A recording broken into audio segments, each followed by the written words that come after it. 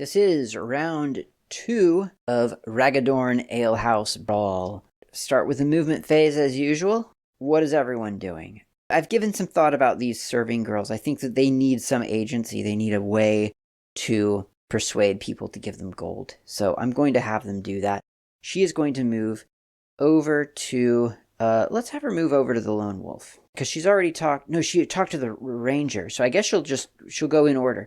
She'll talk to the Mercenary, and she's going to try to persuade the Mercenary to give her a gold piece for a drink. She's got drinks in her hands. She's offering him a drink.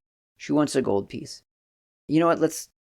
Why mess around? Let's say it's 1 gold for a drink. I mean, because it would probably be like a little bit less than a gold for a drink, and then like you give her a tip. So she's going to ask for 1 gold piece from the Mercenary. And the way I'm going to do this is I'm going to say that she's going to roll anything, like, so from 0 to 6, she gets gold. 7, 8, 9, she does not get gold. She rolls a 2, so she gets a gold. So I'll just record that as the landlord. Well, I guess I'll do serving girl 1. Serving girl 1 has 1 gold piece now. Well, actually, she has 2 gold pieces because she already has a gold piece on her. And I'm not going to count that as a talking interaction. I'm going to count that as kind of almost a search interaction for the landlord. Technically, this game it's supposed to last 16 rounds. I've never played it for that long. That's excessive. I think with the serving girls, even if they roll success every single time over the course of 6 or 7 or 10 rounds, they'll still only be earning like 10 gold pieces or something. So I don't feel like this is like railroading the landlord to success. I just think that this is a thing I'm trying. So the landlord is behind the bar. She doesn't have to stay there. I don't see any reason for her to stay there. She's gonna go 1, 2, 3, 4, 5. She'll go over here to see what's happening, which isn't great, but there is a bit of a fight happening over here. So, and one of her serving girls is over there, so she might want to go check in and see what's amiss.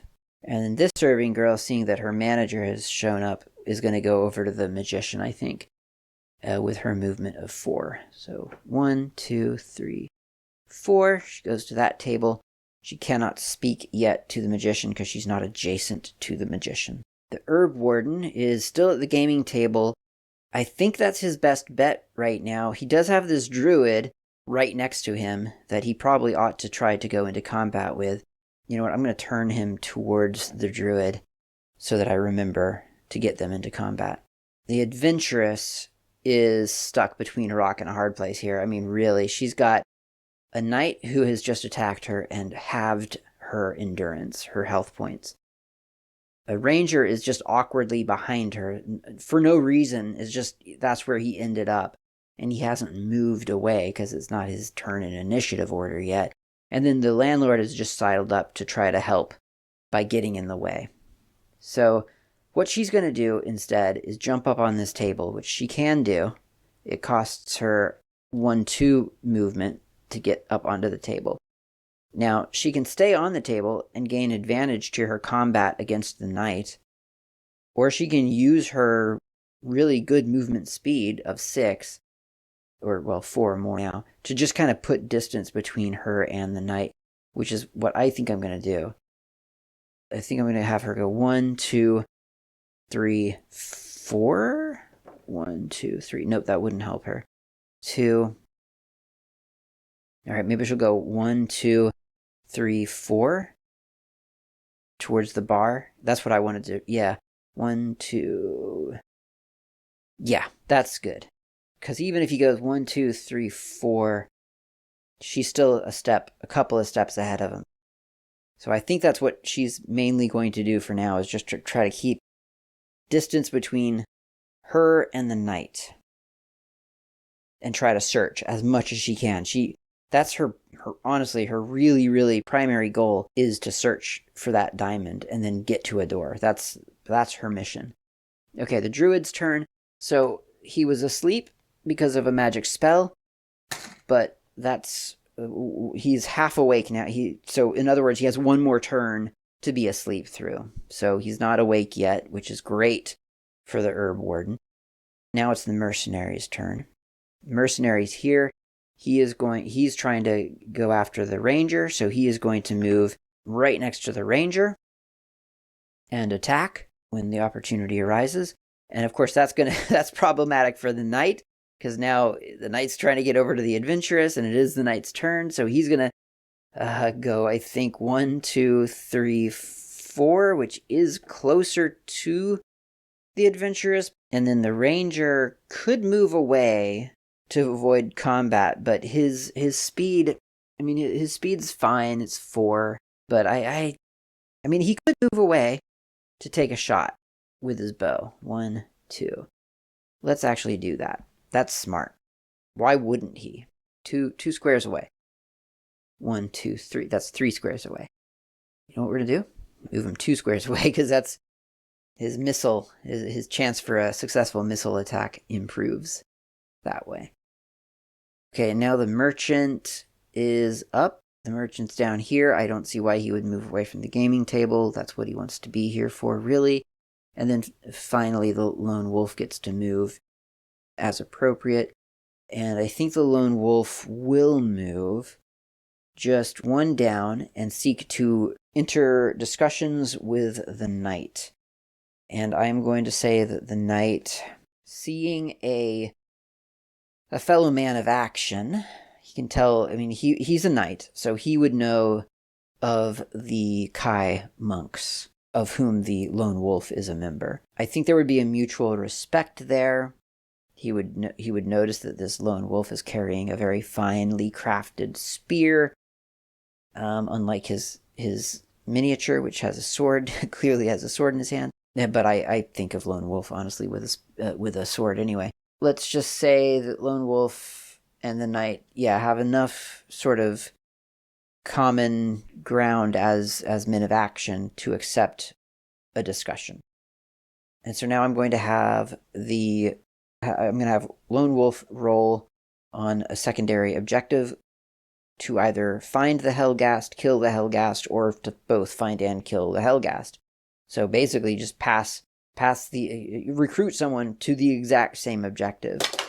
He rolls a 3, which at least gets this guy on board, the knight on board, to finding the Hellghast. We'll just say that the knight no longer has the exclusive goal of arresting the adventurous. He's also trying to hunt down the Hellghast. Because, to be fair, that's a great evil. That's a force of great evil.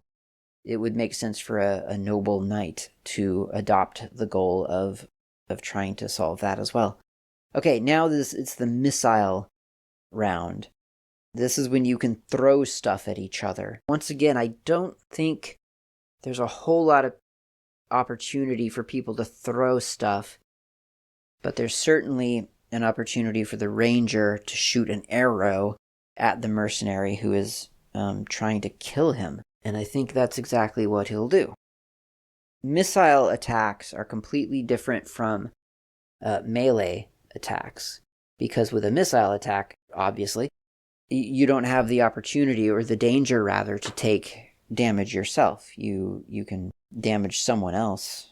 According to the bow's specs, if you're anywhere from 2 to 4. Oh, so he could have been 1 square away. I thought the switch over was 2 squares and then 3 or 4. So yeah, okay. So he'll move. He would have moved as far away as sort of within range. So he needs a 4 to hit. He got a 7. So that's really good. So he does 4 damage, just sort of for free, as it were. And I say for free, meaning he's got 4 damage without risking taking damage himself. 4 damage to the mercenary. Now, the mercenary has 28 endurance, so that's not that big of a deal for him to take that damage. Still takes it, and it still probably hurts, so that's a good thing for the ranger. And we hate the ranger because he's a Hellghast in disguise, but he just did a very, very successful strike. And I think that's all of it for the missile round. Now we're into combat round.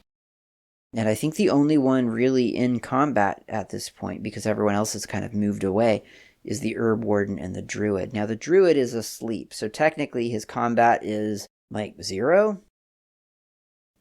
We could also say that it's 4, because that's what, if you're unarmed, your combat is 4 by default, according to the rules. I don't know if it matters one way or the other. I'll look. So let's look at the Herb Warden's combat is 12. Okay, so it would make a difference. So it needs to either be 0 or 4. And if he's asleep, I mean, that really sounds like it would be 0, right? 12 means that he is 11 or more better than his opponent, the Herb Warden. And that means, well, it means that you could he'll probably kill this guy outright, potentially, which seems awfully severe to me. But you know what? It's a game. This is how things go. Yeah, because I mean, having 4 just doesn't make sense, right? If he's asleep, he would have 0 combat skill. Yeah, okay, I've convinced myself. I'm rolling. 3. Okay, well, it's not as bad. It's not as bad as it could have been. So 11 or greater, and he rolled a 3. So he imposes 11 damage on his foe. And as the attacker, he still manages to take 2. That seems kind of silly in a role-playing sense. So I'm going to say the Druid has lost, 11? Oof. So he's got 9 endurance left. Now he does have a magic potion special item. So once he's awake, he can probably drink that. And the Herb Warden, starting out as he does with 20, is now down to 18.